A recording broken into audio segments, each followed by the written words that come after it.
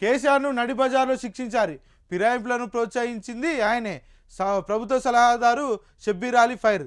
తెలంగాణలో పార్టీ ఫిరాయింపులను ప్రోత్సహించింది కేసీఆర్ఏనని, అందుకు ఆయనను నడిబజార్లో నిలబెట్టి శిక్షించాలని ప్రభుత్వ సలహాదారు షబ్బీర్ అలీ ఘాట్ వ్యాఖ్యలు చేశారు. ఇవాళ ఆయన గాంధీభవన్లో మీడియాతో మాట్లాడుతూ, నేడు బీఆర్ఎస్ ఎమ్మెల్యేలు కాంగ్రెస్లో చేరుతుంటే ఆ పార్టీ నేతలకు బాధ అవుతుందని, మరి అప్పుడు మా పార్టీ ఎమ్మెల్యేలు ఎమ్మెల్సీలను లాక్కున్నప్పుడు ఈ బాధ ఏమైందని ప్రశ్నించారు. పార్టీ ఫిరాయింపుల గురించి మాట్లాడడానికి బీఆర్ఎస్ నాయకులకు సిగ్గుండాలని విమర్శించారు. 10 ఏళ్లలో బీజేపీ బీఆర్ఎస్ సింగరేణి నాశనం చేశాయని ఆగ్రహం వ్యక్తం చేశారు.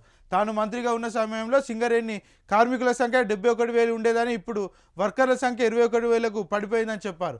బీఆర్ఎస్ పార్టీ కార్యాలయం కోసం కోకాపేటలో ఇచ్చిన భూములు ప్రభుత్వం వెనుకకి తీసుకోవాలని కోరారు. ఆ భూమి వేలం వేసి వచ్చిన డబ్బులు రుణమాఫీకి ఉపయోగించాలని సూచించారు. మహిళా పారిశ్రామికవేత్తలకు ప్రాధాన్యం ఇస్తాం, మంత్రి శ్రీధర్ బాబు వెల్లడి. నూతన పారిశ్రామిక విధానంలో మహిళా పారిశ్రామికవేత్తలకు తగిన ప్రాధాన్యం కల్పిస్తామని ఐటీ పరిశ్రమల శాఖ మంత్రి శ్రీధర్ బాబు చెప్పారు.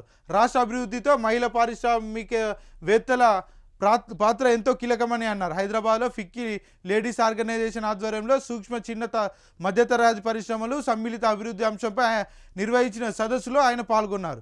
ఈ సందర్భంగా మాట్లాడుతూ, నూతన పారిశ్రామిక విధానంలో రాష్ట్రాన్ని 3 జోన్లుగా విభజిస్తామని, ఓఆర్ఆర్ లోపల ఐటీ కంపెనీలకు ప్రాధాన్యత, రీజనల్ రింగ్ రోడ్ పరిధిలో పరిశ్రమలకు ప్రయారిటీ కల్పిస్తామన్నారు. ఇక మిగతా ప్రాంతాల్లో వ్యవసాయ అనుబంధ పరిశ్రమలను నెలకొల్పుతామని చెప్పారు. సార్లు లేరు, చదువు సాగేదేలా, 1000 మంది విద్యార్థులకు ఒకే ఒక్కడు, తల్లిదండ్రులతో కలిసి స్టూడెంట్స్ ఆందోళన.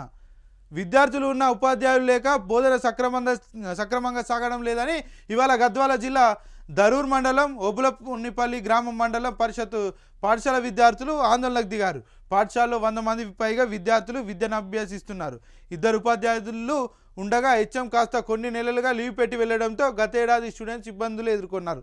తాజాగా పాఠశాల ప్రారంభమై 10 రోజులు కావస్తున్నా ఈ ఒక్క ఉపాధ్యాయుడితోనే పాఠాలు బోధిస్తున్నారు. ఒక టీచర్తో పిల్లలు చదువులు ఎలా సాగిస్తున్నారని తల్లిదండ్రులు ఆందోళన వ్యక్తం చేస్తున్నారు. సరిపడా ఉపాధ్యాయులను కేటాయించాలని కోరుతున్నారు. సింగరేణి గనుల వేలం ఆపాలి, కేంద్రానికి ప్రొఫెసర్ కోదండరాం విజ్ఞప్తి.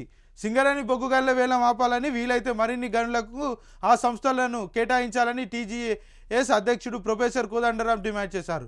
సింగరేణి బొగ్గును తవ్వే అధికారం ఇవ్వాలని కేంద్ర ప్రభుత్వానికి విజ్ఞప్తి చేశారు. ఇవాళ నాంపల్లిలోని టీజీఎస్ పార్టీ ఆఫీసులో ఆయన మీడియాతో మాట్లాడారు. సింగరేణి ఉత్తర తెలంగాణకు గుండెకాయ అని చెప్పారు. ఆ సంస్థ ద్వారా ఎంతోమంది జీవితాలు బాగుపడ్డాయన్నారు. ఇక సింగరేణి కాపాడుకోవాల్సిన బాధ్యత అందరిపై ఉందన్నారు. గనులను ఖచ్చితంగా వేలం వేయాలని సుప్రీంకోర్టులో చెప్పలేదని స్పష్టం చేశారు. ఈ తెలంగాణ అస్తిత్వాలు మర్చి నిర్ణయాలు చేయొద్దని కేంద్ర మంత్రి కిషన్ రెడ్డిని కోరారు.